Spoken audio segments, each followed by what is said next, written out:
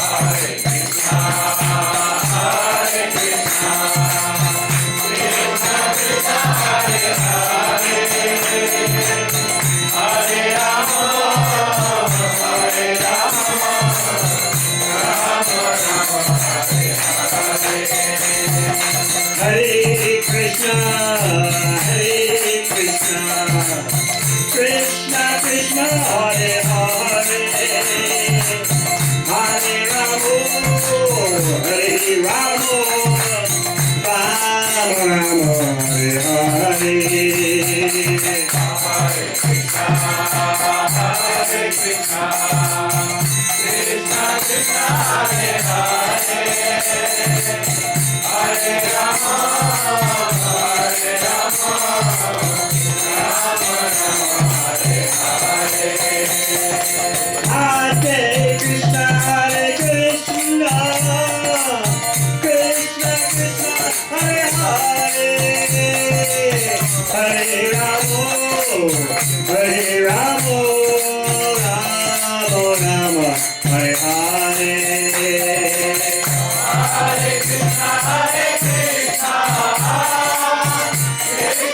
Krishna Krishna, Hare Hare, Hare Rama, Hare Rama, Rama Rama, Hare Hare, Hare Krishna, Hare Krishna, Krishna Krishna, Hare Hare, Hare Rama, Hare Rama, Rama Rama, Hare Hare, Hare Krishna, Hare Krishna, Krishna Krishna, Hare Hare, Hare Rama, Hare Rama, Rama Rama, Hare Hare, Hare Krishna, Hare Krishna, Krishna Krishna, Hare Hare, Hare Rama, Hare Rama, Rama Rama, Hare Hare, Hare Krishna, Hare Krishna, Krishna Krishna, Hare Hare, Hare Rama, Hare Rama, Rama Rama, Hare Hare, Hare Krishna, Hare Krishna, Krishna Krishna, Hare Hare, Hare Rama, Hare Rama, Rama Rama, Hare Hare, Hare Krishna, Hare Krishna, Krishna Krishna, Hare Hare, Hare Rama, Hare Rama, Rama Rama, Hare Hare, Hare Krishna, Hare Krishna,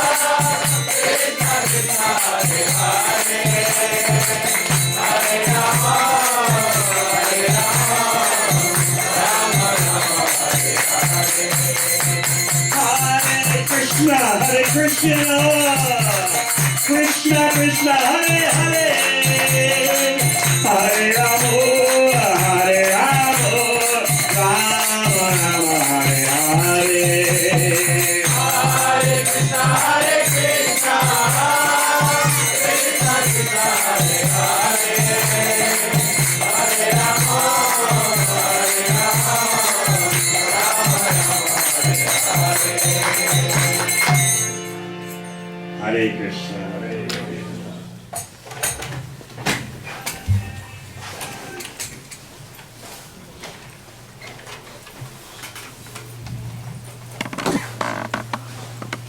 Hare Krishna.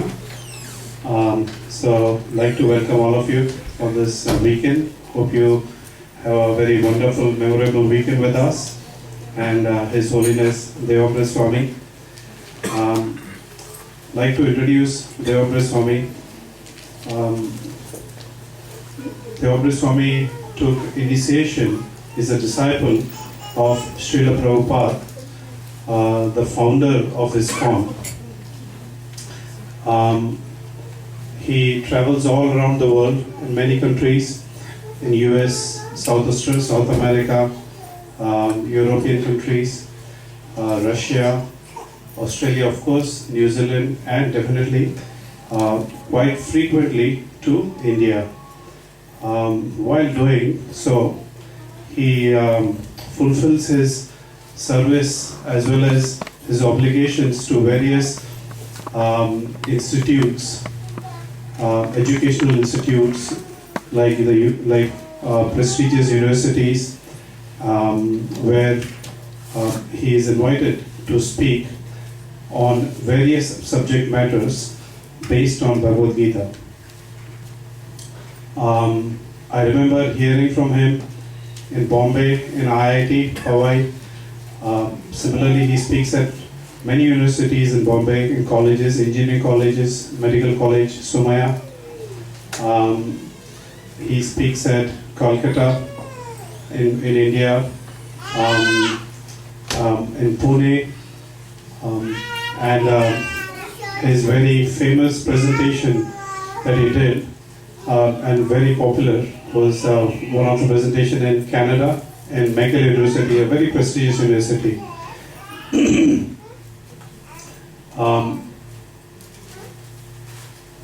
And in his other engagements, where he speaks, many executives and managers and normal working people like us and family people um, take the advantage of understanding from him the knowledge of the Vedic science, the Vedic culture. And he has this one very peculiar thing that he very well understands the modern times, the modern issues, the modern lifestyle, and the modern happening, the day-to-day happening. And keeping that in mind, he presents the knowledge of Bhagavad Gita in the form of presenting wisdom and in the form of presenting solutions to our situations. We may like to know where he has come from. He's a New Yorker, a Yale University graduate. Many of you may know Yale University is known as the #1 university as published by Hindustan Times in the world. Many presidents and CEOs of America come from Yale, like Bush, Clinton. So in his final year at Yale University, actually Maharaj has been a scholarship student throughout his education, academic career.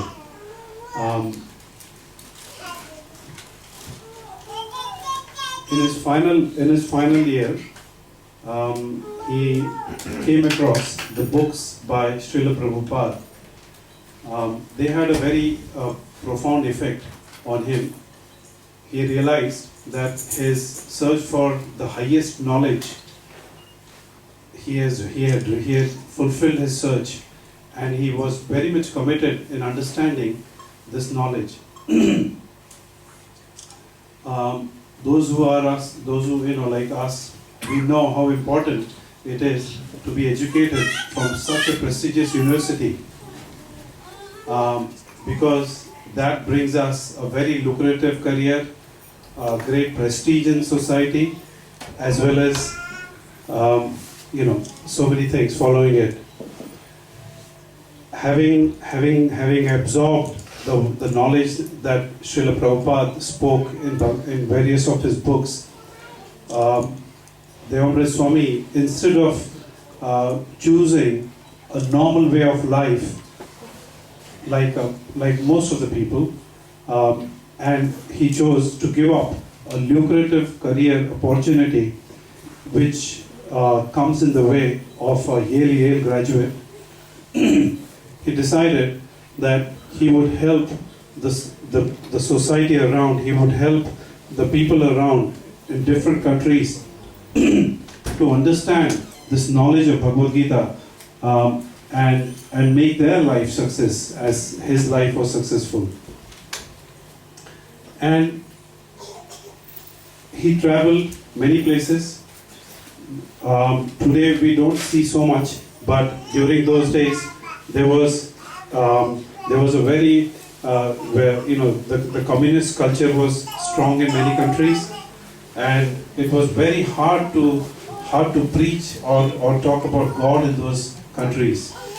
And as a young man, Maharaj would do such daring activities of traveling to those countries, and undercover give the interested people the knowledge of Bhagavad Gita at various levels of risks.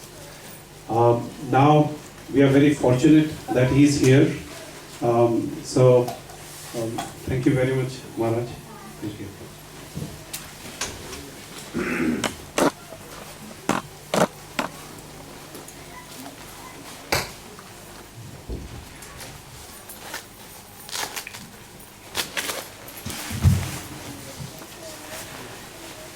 Thank you for gathering here this weekend, and we hope that it'll be a very enlivening and momentous weekend for you.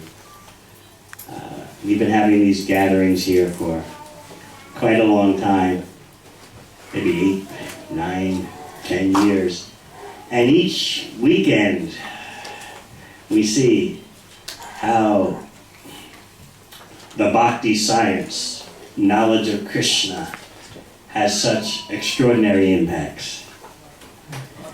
Especially, you can see that amongst those who think that they would never be impacted by such knowledge and lifestyle. Of course, I would have to include myself in that group. Although I came to know about Bhagavad Gita very minutely when I was 16 or 17, I never thought that it would have any connection to the future of my life.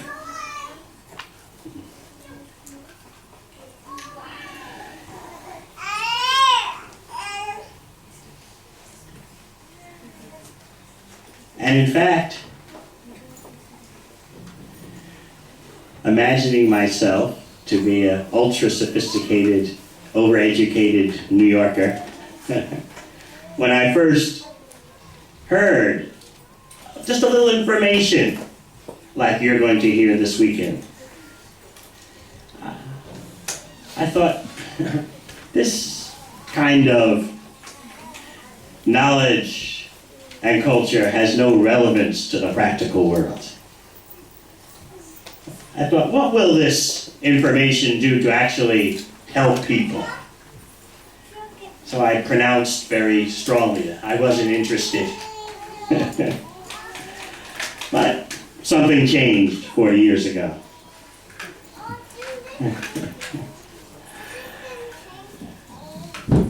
And now here we are with you all. Let us see what may change in you all after this weekend. Please keep an open mind. Don't be stubborn, please. Don't politely and invisibly put earplugs in your ears.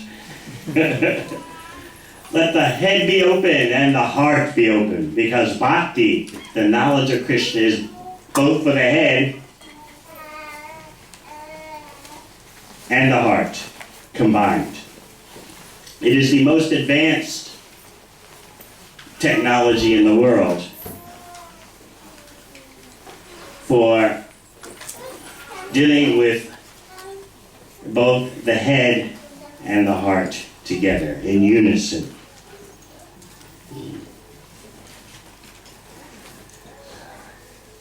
Our theme this weekend is happiness.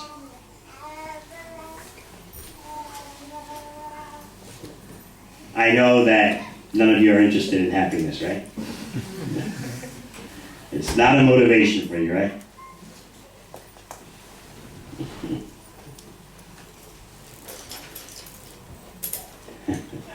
We doubt that. Everyone, of course, is interested in happiness. And we're going to look at happiness in terms of what do you think it means to be a human being, and what are your priorities? We'll also be discussing how the society that you live in influences your goals and your conceptions. That'll be tomorrow. But today we want to focus first of all on how you go about pursuing happiness. Generally, we can consider that everyone wants relationships. Do we have any persons here who want to live their life alone? Please raise your hand.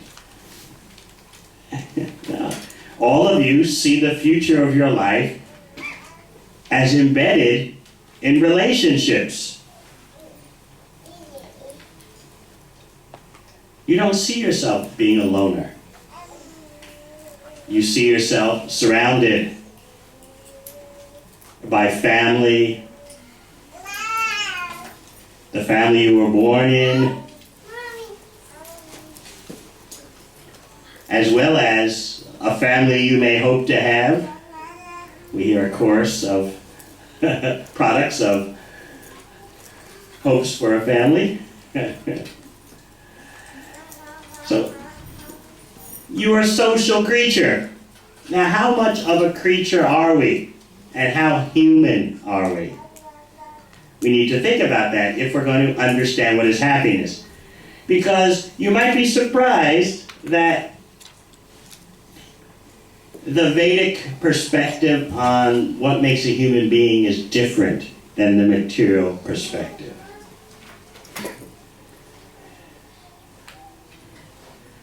How much of your life is driven by you? How much is driven by your genes? How much is driven by circumstances? We have to talk about that, because we may not be as great as we think. What motivates you? Why are you doing what you're doing? Where did these ideas come from that push you forward? It's good at least to spend one weekend discussing that, don't you think? We don't want to be like blind followers and robots. We want to make the full use of our human potential.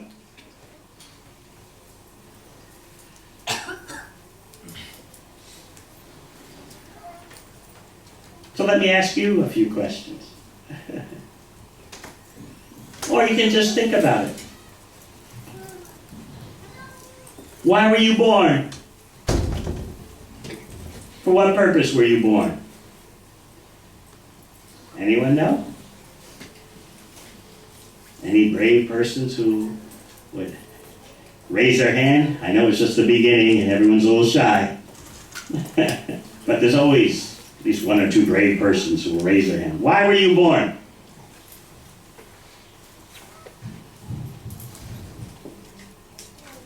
No one knows why they were born. Not one person.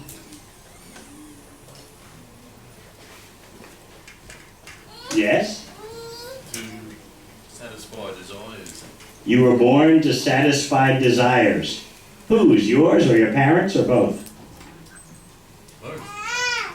So your parents had desires and you appeared, right? Yeah. And you're saying that you also had desires and therefore you had to take birth, is that it? Yeah. Okay. All right. So you're saying that it's desire that caused you to take birth. Yeah. Okay. Anyone else?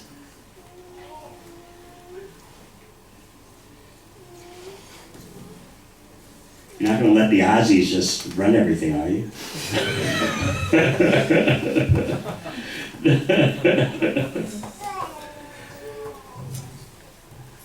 Really?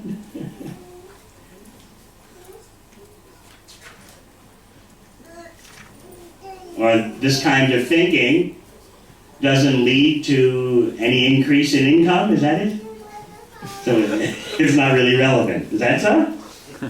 It doesn't pay the mortgage, it doesn't pay the student loans, and you can't send the benefits back to India. Please tell me something. Why are you born?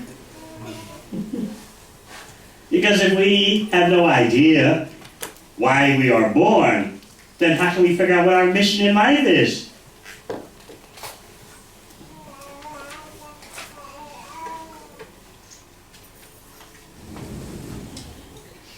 We want to be happy. So we have to try to understand. What is happiness for a human being? Is it different than the happiness for, let's say, animals? And how much of our happiness is under our control, whether we know about it or not?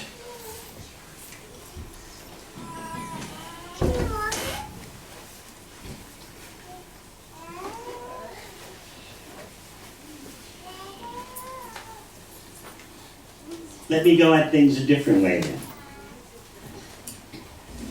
What do you think makes a human being different from an animal? That's an easier one to answer, isn't it? Might just ask you straight away, you just got here, why were you born? Anyone? What makes a human being different from an animal? Yes, thank you. Human beings have the thinking capacity to think about. Human beings have a thinking capacity, so animals don't think. They think, but Not as deep as human beings. Right? not that deep. They don't, human beings are known for deep thinking, like they understand and why they were born.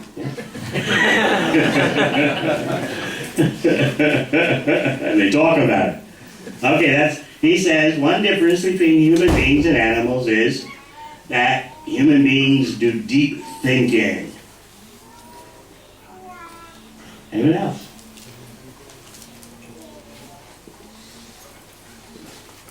No one knows that.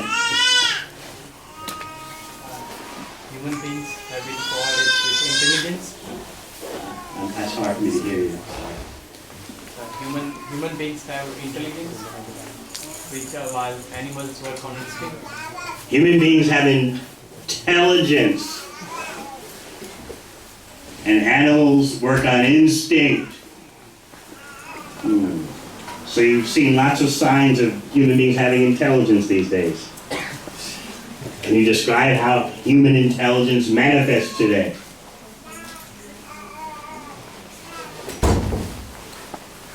Huh? So we have a choice. You have a choice. Might be what? Between going to this movie or that movie. Yes? Between wanting this girl and that girl. Huh? No, you tell me. So it depends.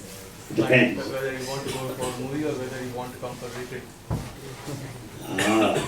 But those two things, coming to this kind of retreat and going to the movies, they're different. They're in different categories, yes?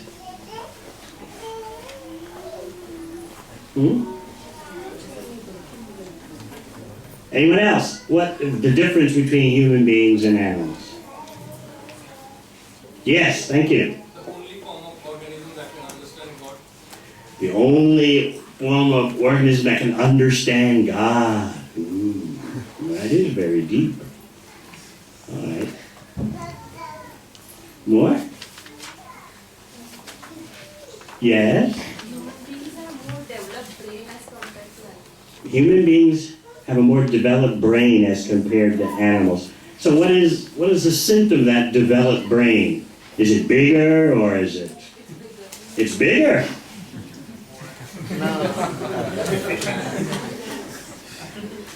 So it's the size of the brain that matters, is that it? Huh? Neuron. Oh, you are studying biology?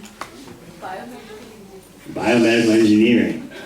Okay, so you've analyzed that it's the neurons that make all the difference. All right, okay. Well, thank you for saying something. And by the way, as I always point out for our newcomers, that this is Australia, so that all the ladies are allowed to say something. So thank you for raising that point, so I could remember to mention that. Anyone else? The difference between a human being and an animal. Remember, he said human beings have choice. Remember, we're going to deal with that more and see how much in human beings is choice and how much is instinct. We're especially going to deal with that point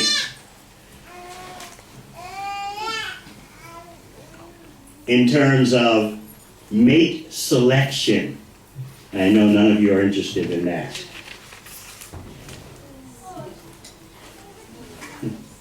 Okay.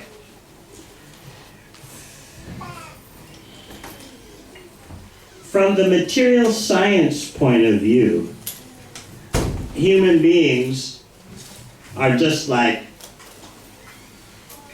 smart, upright walking apes. Can you see yourself as that? A smart, upright walking ape? How many, please raise your hands, can see yourself in that way? No. Why? How many of you cannot see yourself as just a smart, upright, walking ape? Raise your hands. How many of you don't know? Raise your hand.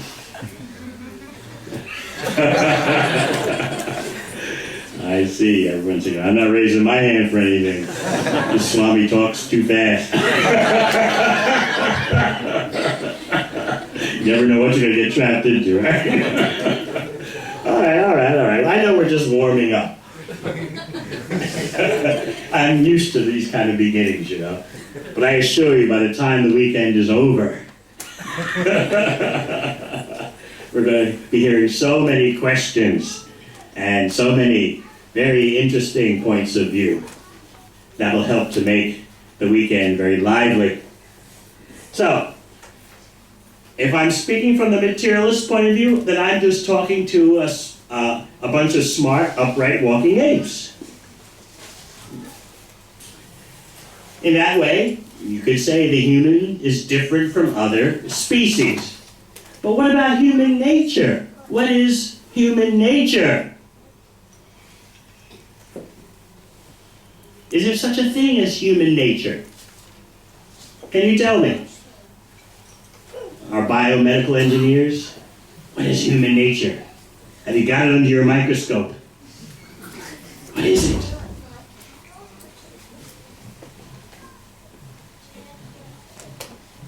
Anyone, what is human nature? You can tell us?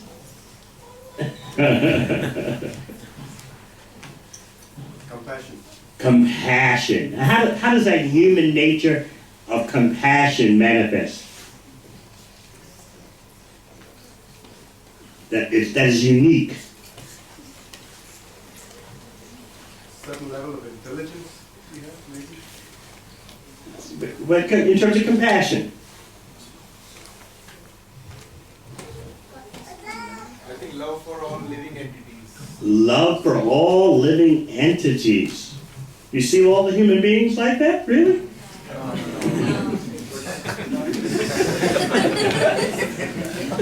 Is that what they have in mind when they go to Sizzlers?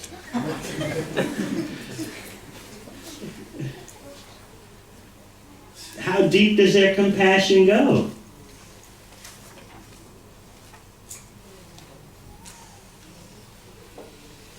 Do they have compassion for those who don't look like them or talk a different language?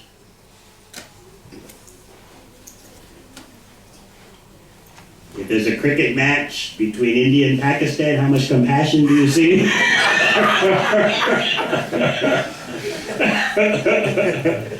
Huh? You want to see the Pakis bashed, right? So really, perhaps you mean the capacity for compassion, yes? Okay, but in the animal kingdom, you'll find there's so many stories, for example, about dolphins saving drowning humans by indicating to the lifeguard, the lifesaver, where the human being is that's having trouble, or protecting human beings from sharks. Still, I'm glad we're saying something. Human nature. How is it different from animal nature? Intelligence. Please? Intelligent. Intelligence. I mean the level of intelligence. So what is human intelligence dedicated to? That depends how they use it.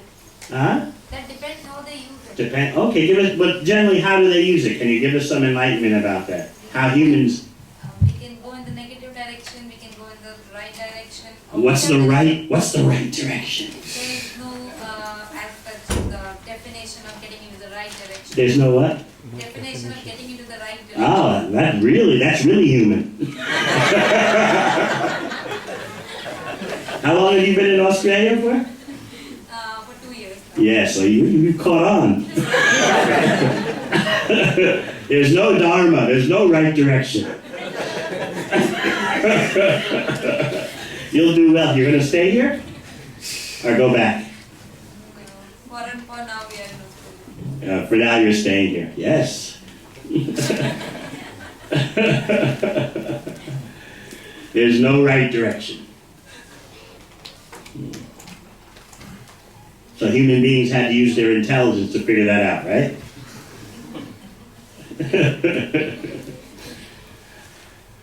Anyone else? Human nature. Yes. Self-interest. Self-interest. That's different than what animals have. Can you give us an example of self-interest? Wall Street bankers. A simple thing. Cow gives milk Mm-hmm. because she has to give, or not because of her interest. She gives. Not because of... That's not because of her interest. She gives milk, and we do everything because we need. We need this. So the cow needs to give milk. Yeah. Well, why is it that any cowherd boy knows that if you treat the cow affectionately, she gives much more milk? Say, depends on a cow. Oh, you're from the village? Where are you from? I'm from Delhi. Yeah, it sounds like Alright, the Delhi Wallas know all about cows. So, thank you for answering that. Self-interest. Animals act for their self-interest. Human beings do also. We're trying to give us something special about human beings. Okay. Let me tell you 6 traits of human nature that anthropologists have uncovered. 6 prominent things that make human nature different from animal nature. Okay, we go to the skills category. Now you know animals have skills. Birds can fly, cats can see things in the dark you can't see. Dogs can hear sounds you can't hear. Animals have, monkeys can swing through branches. Fish can breathe underwater. So all animals and human beings have skills. But there's one unique skill that human beings have. Playfulness in terms of organized entertainment systems. The way human beings entertain themselves, expressing their playfulness, is something animals cannot match. Of course, animals play.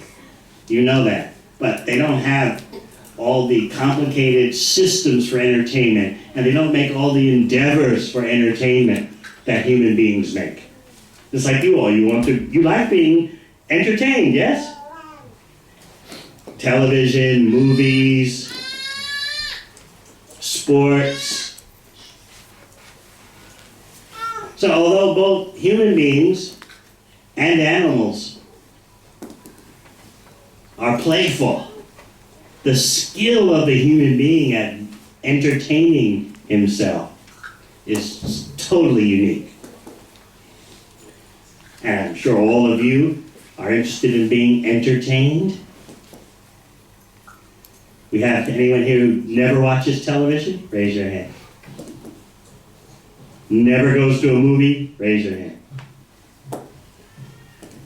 Never watches a sports match? Raise your hand.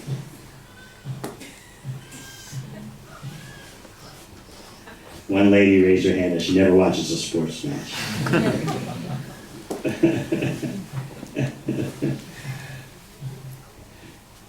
And you'll have a husband who'll never watch a sports match?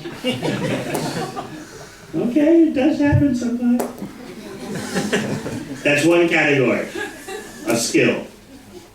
Playfulness. Now what about knowledge? Animals have knowledge.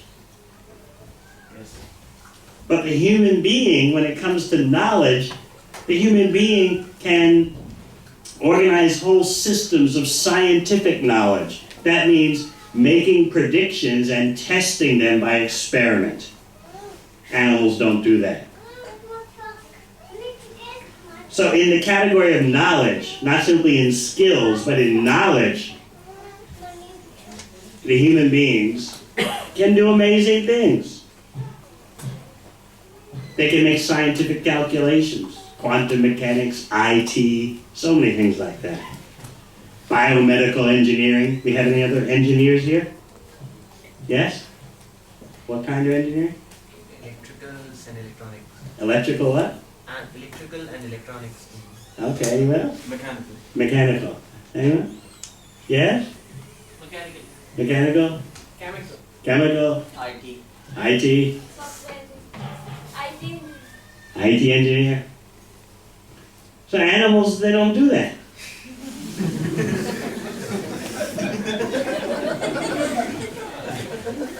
All right, we've discussed skills, we've discussed knowledge, and now what about feeding? What is different about the way humans feed themselves and how animals feed themselves? You should be able to figure this one out. More than we need. Yes, that's one thing, but there's a bigger reason. He said that human beings eat more than necessary. Hmm? Yes? More choice than animals to eat. Uh-huh. We have more choice than animals what to eat. More choices of animals to eat, or?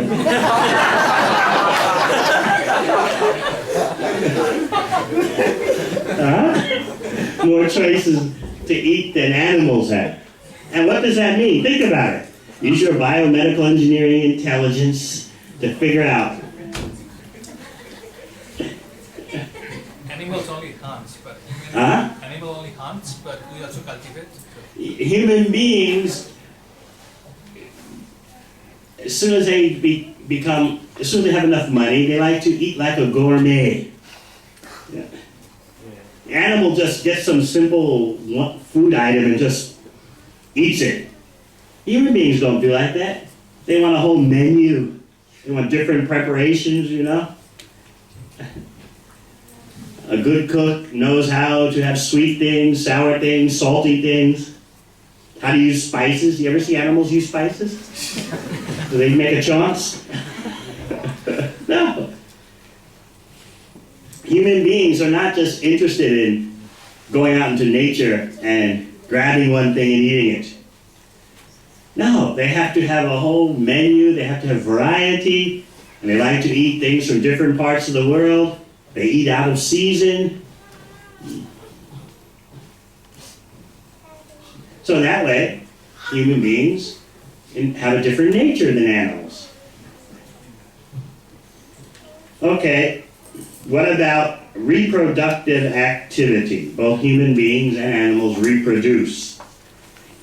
Whether or not human beings engage in that activity purposely for having children, that's not the point right now. We're just looking at the fact that both human beings and animals reproduce. So what is special about human nature when it comes to that activity? Yes? Human nature likes to socialize and multiply and grow. Socialize, multiply, and grow. Animals socialize, multiply, and grow. They can have, a pig can have how many piglets? 12, I think. I think birds lay eggs and human beings cannot lay eggs.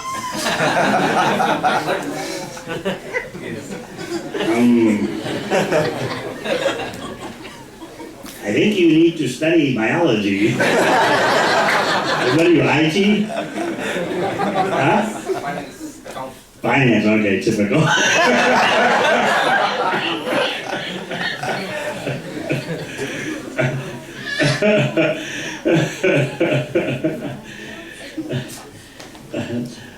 Yes, maybe you don't make eggs, but there's a big portion of this room that does.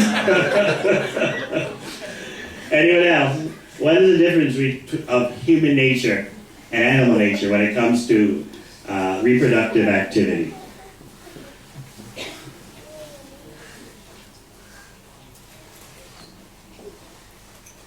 The ability to make decisions, like if humans don't want to have any more kids, they can stop themselves, whereas animals can't.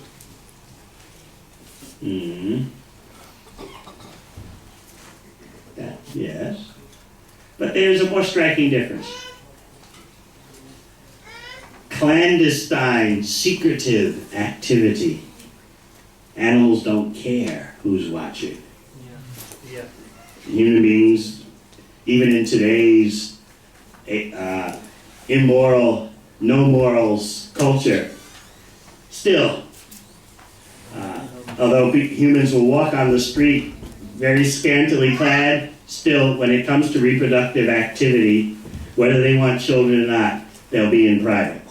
But you never see animals having that kind of complexity. So that, among so many characteristics, is a major difference between human nature and animal nature.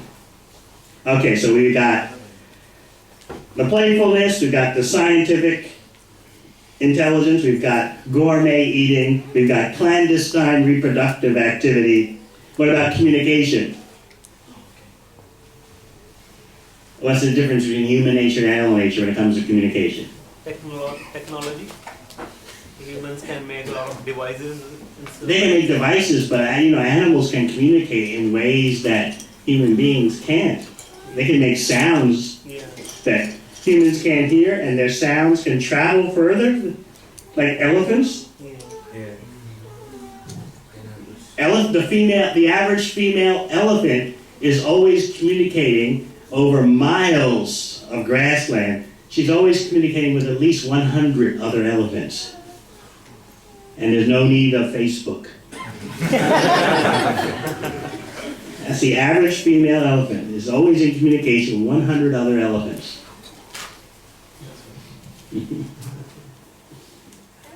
Yes? Human can show emotions and feelings through communication while animals can't. Animals are unemotional, right?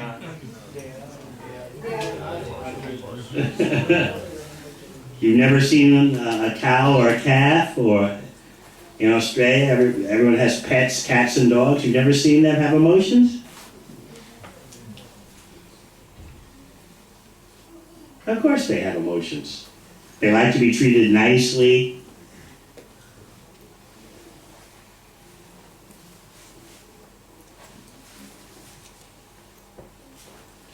What happens if you pet a calf? Yes. Or you pet a cat, the cat starts to purr, dogs wag their tail. So, it's not a debatable point anymore whether animals have emotions. But there is a difference. Human nature, and animal nature, when it comes to communication, what's the difference? Humans can talk.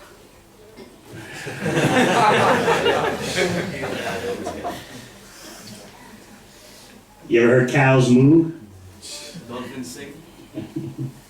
But what is it that humans do that animals don't do? Humans gossip. Animals don't gossip. Amazing, huh? That's a unique characteristic of human nature. And what about, yes? How do you conclude to the point that they don't gossip? I agree. I'm just telling you, what material authorities say, okay? And what about behavior? What is it special about human nature in terms of behavior?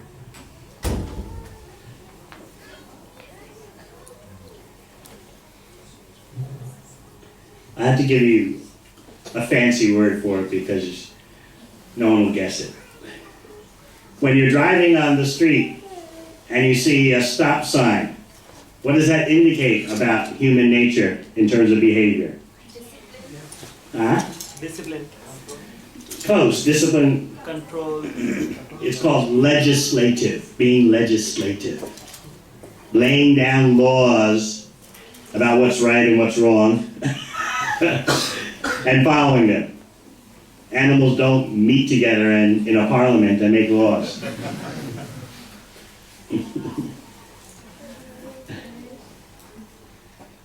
After having been at the pub for 1 hour, then the human beings come into the parliament and make laws. Animals don't do that. So here we have the 6 traits that are unique to human nature. Now, what are we doing with those traits? That's another thing. We're going to go back to why we were born. Anyone brave enough now to answer the question why we were born? You don't have to speak personally, this is in general, or something you've heard. Why were we born? Is it due to the karma? Due to karma. Who told you that? Huh? Who told you that? Where did you get that idea from? I just read in some books. You read it in some books. Okay. What do you think it means? You took birth because of your karma. What do you think it means? Due to our actions in our previous birth. Actions in a previous birth forced you to take birth in a certain situation in this lifetime. Well, Bhagavad Gita does say that. Very good. Yes? Sanchit karma. Huh? Sanchit karma. Accumulated. It's a Sanchit karma. Accumulated. Accumulated. Oh, same thing as he said, yeah? Yes. Yes, in the back? I've heard that we have been punished by God and we have been sent to this earth. We were sent here to take birth out of punishment. Yeah. Who told you that? I have heard in one of the CDs in Science of Self-Realization. Mm-hmm. Exactly that? Or you're paraphrasing, you're putting in your own words, yes? Okay, all right. So you're trying to say that everyone here is a prisoner. Yeah. Okay, you accept that? I'm not sure. Not sure. I don't accept that. But then it's been said that we are prisoners here. Prisoners. We have to go back to Godhead. What do you think? I don't believe that. Okay, what do you... All right, that's fine. That's fine. What do you believe? Very interesting crowd we had this weekend. The ladies are really participating. So you don't believe that we're prisoners. And we were sent here as prisoners. That's why we took birth. Like, I believe it very little, not exactly, but then there might be some reason we are born. But then I'm not sure actually. Don't know. Okay. I'm not sure.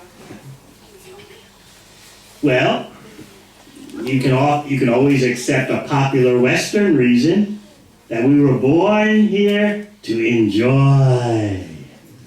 That's good. Yeah, that's good. All those in favor, raise your hand. None of you think we were born to enjoy? That's the real truth, actually. Yeah, the real truth. Yeah, the real. Everyone's emphasized. You're convinced. You must enjoy. Unless and until you enjoy, you can achieve what you want. Exactly, right. Yeah, very good. So that's the first steps. Okay. I'm glad we have some honest hedonists here. I saw some other hands up. Yes? Yes. Born to enjoy? I'm going to answer the other question that lady asked. No, but we don't need answers at this point. We're making questions. I feel like being a human being is the most advanced organism, because when compared to other creatures, so we can think, we can do. At the end of the day, what we can take, we can give back, pay, and do seva to God. Seva to God. Oh, okay. Anyone else? Okay, the biomedical engineer. Why were you born?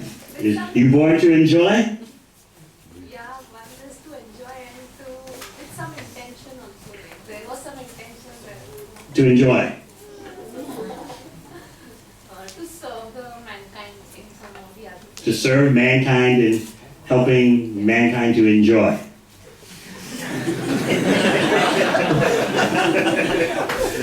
Huh? That's what mankind and womankind want to do, right? They all want to enjoy. This is Australia. You can be honest about it. You can. No one from India can see what you're saying or doing. Don't worry. Yes. We're born to enjoy until we wake up to ourselves and realize. You're born to enjoy until we wake up to ourselves. Until we wake up to ourselves, and then what? And realize that we serve the enjoyer. Oh, serve the enjoyer. That sounds Indian. That sounds like Bhagavad Gita. Serve the enjoyer. No one came here for that stuff. Right? Everyone's gathered here to be the enjoyer, yes? As he said, right?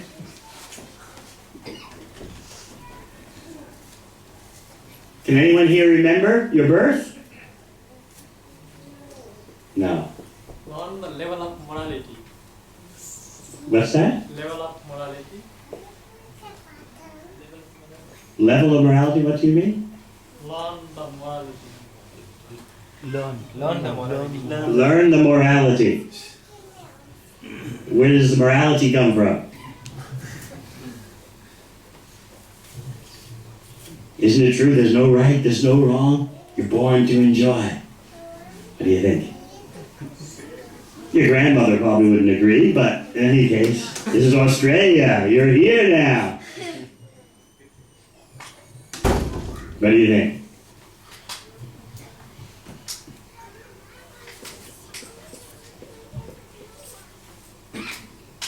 Okay, let's get some food for our creativity. Who's manning our multimedia? Yes. Let's take 15 minutes to watch a presentation which I entitle Born to Love.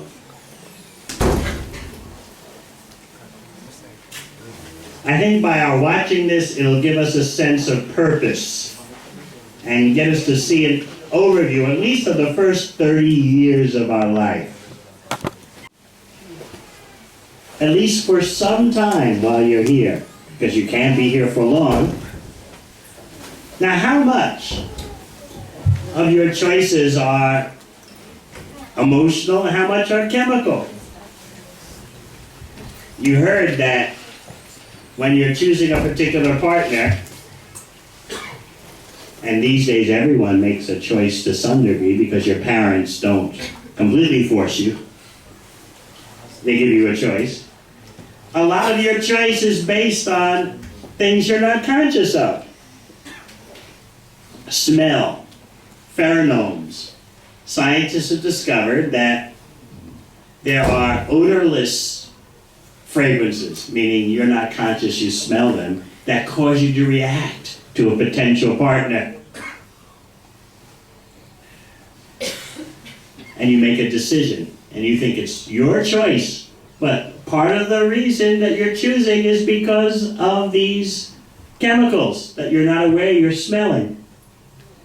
There's one test done at San Francisco State University in California, in which they got bottles of perfume, which all look the same, but in some of the bottles, they put human pheromones. And then they got a bunch of ladies together and said, take any bottle of perfume you like. And then 6 months later, they called the ladies back and asked them, okay, how's your social life been? And they found that those ladies who unknowingly had taken the bottle with the human pheromones in, their social interactions with men increased 70%.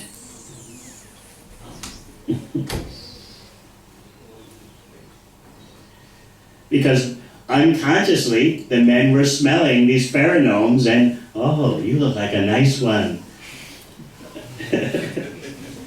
70% increase in their social interactions.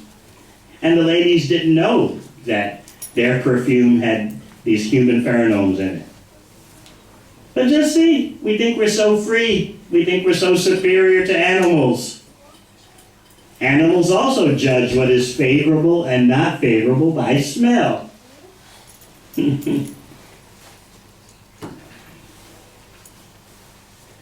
Animals also have their families. Some animals are much more loyal to their partner and their children than human beings are today. So what we're going to try to uncover this weekend is what we should be doing as human beings. Relationships are important because we feel our humanness in relation to others. And we hope to be happy through relationships, right? Is there anyone here who's anti-relationship? Raise your hand. No, you have nice families and you want to have a family of your own. Of course, if there are any future brahmacharis, you please let us know afterwards. Otherwise, you can talk to Govindesh, she's the staff around there. But generally, that's the exception. Those are rare. So that means everyone here, if you're not married, you plan to be married because you expect happiness through social interaction. So in order to understand that social interaction, we need to know that we're looking for happiness. Does anyone here start a relationship because you want to be miserable? I want to marry because I want to be miserable. Anyone here thought like that? No. You want to be happy. You want to make your parents happy too. Your parents want you to marry. So I'll make them happy and I'll also be happy. And then when you have children, what is it you want for the children? Yes. Everyone worldwide will say that. Whether they know what is happiness or not, and generally people don't know what makes them happy. We'll talk about that this evening. But if you ask, what do you want for your children? You'll say, I want my children to be happy. So this human species seems to have a mission to be happy, not just to survive. Does anyone here simply want to survive? To be able to breathe and eat and drink water? No. You want a meaningful life. And you want happiness, whatever it is, amongst others, in relationship to others.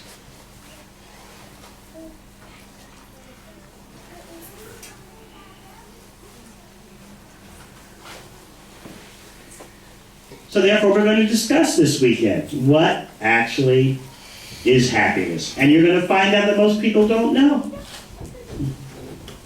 In order to understand happiness, Bhagavad Gita tells us that we need to understand what it means to be a human being and what our mission as a human being is.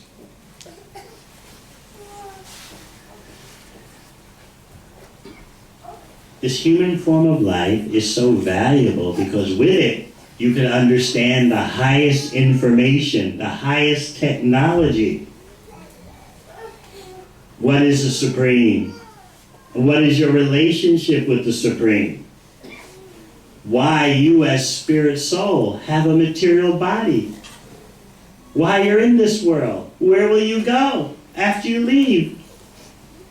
These questions are the prime questions that human beings should be focused upon. That is India's great gift to the world. Not IT, Wallace. But carriers of the highest wisdom known to human beings. What is the purpose of life? And you see, people don't know. They just say, I want to be happy, but they don't know who they are or why they're here. They don't know why they were born. And because they don't know why they were born, they just get pushed around by hormones. You heard, when someone so-called falls into love, there's a neurochemical release called dopamine, and it's as powerful as the drug cocaine and just as addictive. And it makes everyone feel so good. Oh, this is wonderful. So if we don't know what our mission in life is, we're just pushed around by hormones. None of you here asked to go through puberty, but it came upon you. The greatest wealth, the greatest knowledge that India has to offer to the world is the purpose of life. Everyone's busy working, they're busy being entertained, they're busy reproducing, or at least engaging in reproductive activity in clandestine, private ways. They're trying to get scientific knowledge, they're gossiping. What is the real point of it all? What do you expect? You're thinking persons. What is it that you expect in terms of your mission in life? So much of adult life is caught up in getting a partner, living with the partner, staying with the partner. It involves such endeavor, such energy. Those of you who are not married and who will marry in the future, you know what happens. Often you have to go back to India, see what your parents have arranged. You have to see how the finances are. Then there's a big wedding, and then there's how to get the wife or the husband over to Australia, and then how to get the mother-in-law over to Australia. And it's very, very complicated, right? And then how much money to send from Australia back to India.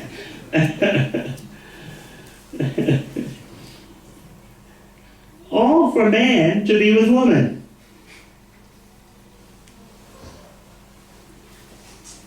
But you think it is all my choice, but actually the neurochemicals, the hormones are driving you. How can we then distinguish ourselves from animals? Yeah. Someone was saying human beings have choice, animals function by instinct. But now we see human beings are driven by instinct to a great degree. By fragrances that they're not conscious of. That's how they choose a partner. So if we're not going to rise to the spiritual platform, that means we leave ourselves to simply be beat up by hormones and neurochemicals. And we call that choice. What do you think? It's important to get at the reason why we have relationships so that we can understand about our happiness. Especially since in Bhagavad Gita, Krishna is offering us the highest technology for happiness through relationships. Once you understand Krishna as the source of all relationships, only then can you have proper relationships with others, because the others are part of Krishna. This is the greatest wisdom that India has to offer to the world. If you just treat human beings materially, then what's the point to life? We're just bags of chemicals that are perpetuating themselves as long as possible. And that's not long at all. Just a few short years and the chemicals are gone. You're dead.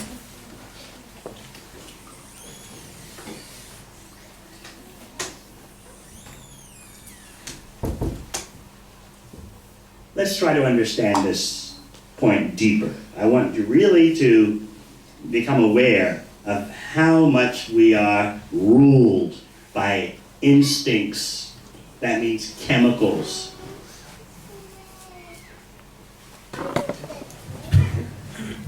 1/200,000,000th of a second, you make up your mind. Yes, no. Regardless of all the cultural trappings, of whether you met the girl at a pub or your parents arranged, still, in 1/200,000,000th of a second, on or off. We need to get to a deeper understanding of who we are and why we're here. That is why Krishna speaks in Bhagavad Gita, the greatest knowledge. Why are we born? Why do we have this human form of life? The Vedas describe that the human form of life is special because it gives you the developed consciousness to understand what is the supreme, when am I, why I'm in this world, and where will I go? If we don't answer these questions, what is the use of our life? How can we find happiness if we don't even know who we are? I was speaking to a group of Australians somewhere in New South Wales, and actually there were many tourists, foreign tourists in the group too, persons from Germany, France, New Zealand, Korea even. And so I asked them a question that really put them on edge. They were really shocked and embarrassed. Do you know what I asked them? Who are you? What are you? Some of them were stunned to realize they had never thought about that. Some of them got very defensive. Who do you mean, who am I? I'm me. Don't you understand? I'm me. Another one said very emphatically, I'm Carolyn. That's who I'm Carolyn. How can you ask me who am I? Everyone knows I am Carolyn. I said, look, your name is the same as the label on your clothes. But what are you? Are you a material entity? Are you a spiritual entity? I just want to know. Don't you want to know? They were so shocked. Never thought about that. So this is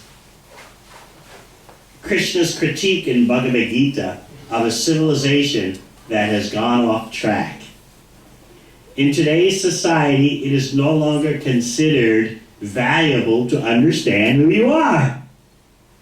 Just think of that. Tragedy. And at the same time, you want to bring children into this world who are going to be happy and who are going to make you happy. And just think, the parents don't know who they are, and the children don't know who they are. But everyone's trying to be happy. So what Krishna presents in Bhagavad Gita is that first understand what you are. Are you matter or are you a spiritual entity? And then you can know how to be happy. That's the most valuable knowledge that can be given. Otherwise, you may have technological advancement, IT advancement, biomedical advancement, but all these things are external because no one knows who they are. If you're material, then you should just try to be happy materially. But we'll talk about that tonight. No one is happy materially. If you're not material, then you should endeavor how to be happy spiritually.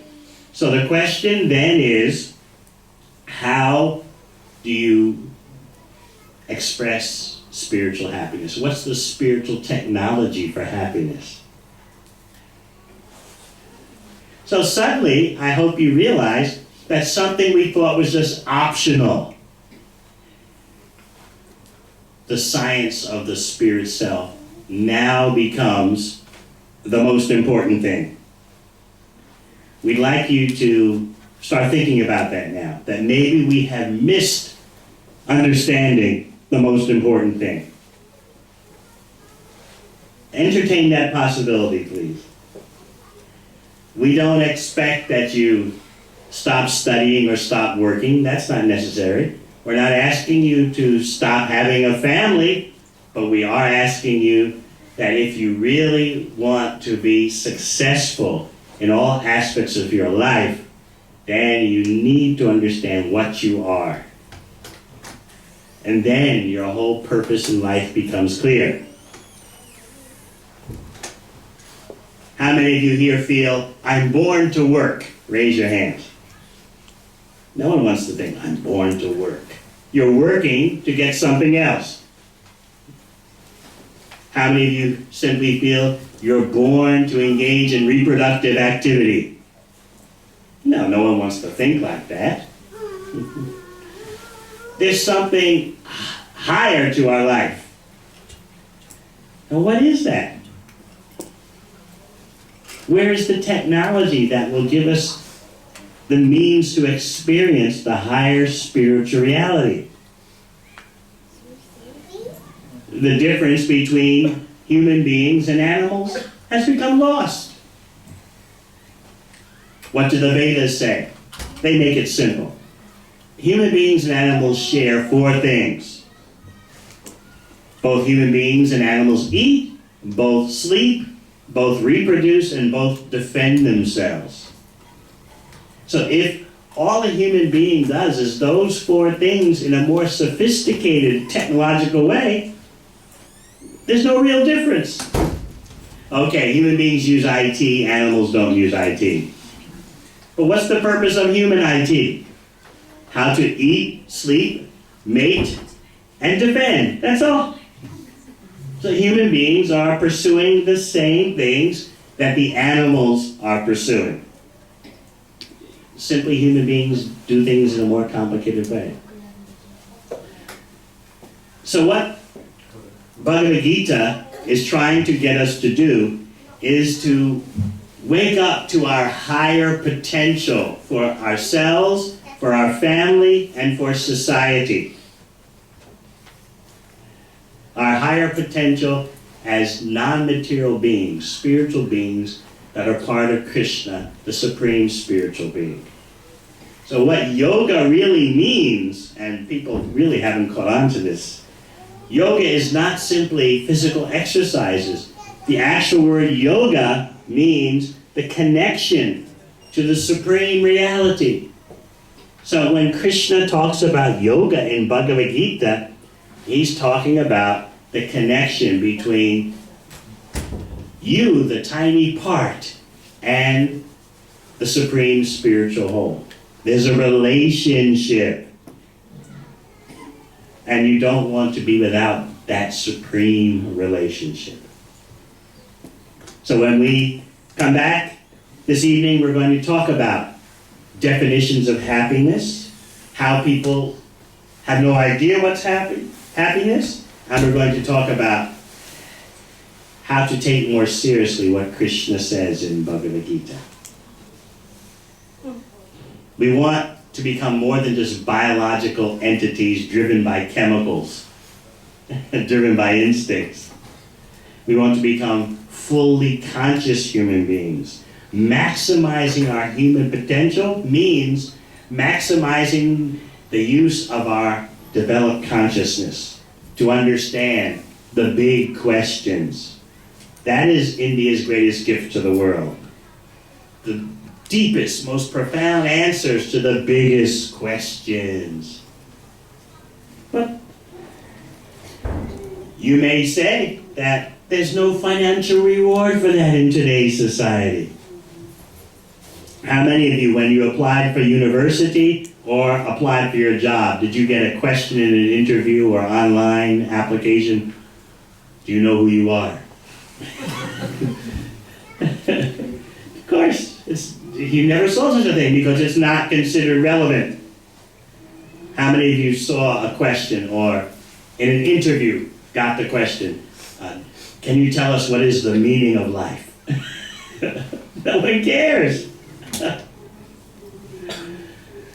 So So now you see the whole human society is caught up in this economic fever, and no one cares to understand what the self is, what is the supreme self.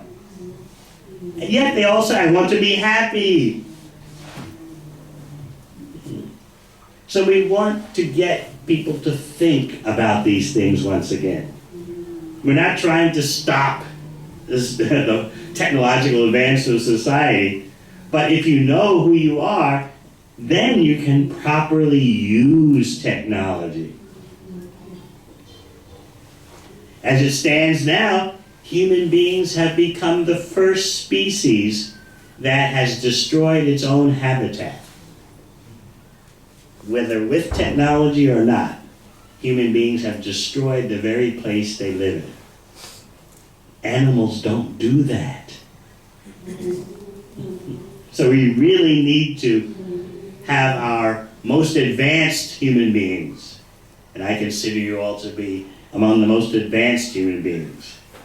You're coming from the land of the greatest spiritual knowledge available to human beings. We need to see how to practically apply that knowledge to make a difference in your life as an individual, in your family, and in society. So we're moving far from simply folklore, mythology, things your grandmother may have told you rightly or wrongly. We are moving to spiritual technology based on the greatest spiritual wisdom. So when we come back this evening, we're going to be really wrestling with how to be happy and the mistakes people make. You're going to be shocked to find out that people actually have no idea what makes them happy. They're pursuing something that they don't know what it is.